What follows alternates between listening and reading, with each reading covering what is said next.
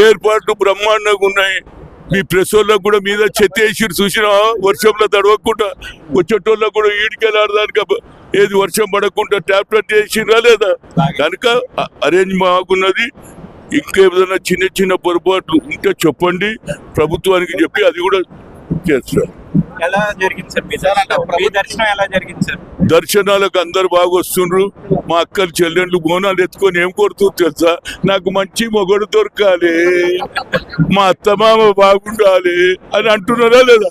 రైతులు సుఖంగా ఉంటున్నారా లేదా? 2 లక్షల రుణమాఫీ చేసినాం. ఇప్పుడు జాబ్ క్యాలెండర్, ఏ నెలలో ఏ జాబ్ వస్తుందో రెడీ ఉండుని, మంచిగా చదువుకొని అందరికి ఉద్యోగాలు రావాలని కోరుతున్నా. అదే విధంగా నా లాస్ట్ కోరిక, రాహుల్ గాంధీ దేశానికి ప్రధానమంత్రి అయితే బడుగు బలైన వర్గాలకు న్యాయం అవుతుంది.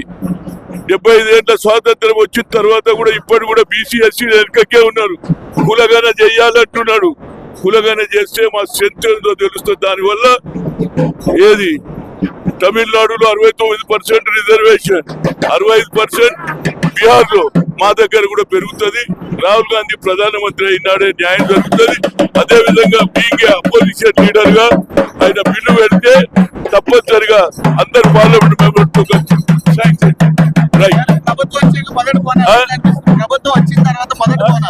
ప్రభుత్వం వచ్చిన తర్వాత మొదటి బోనాలు ఎట్లా అనిపిస్తుంది?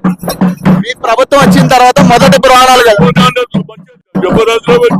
మంచిగానే ఇక సంవత్సరం ఇట్లనే బోనాలు జనాలు వచ్చినా అందరికి మంచి సౌకర్యాలు కల్పిస్తాం. Thank you sir.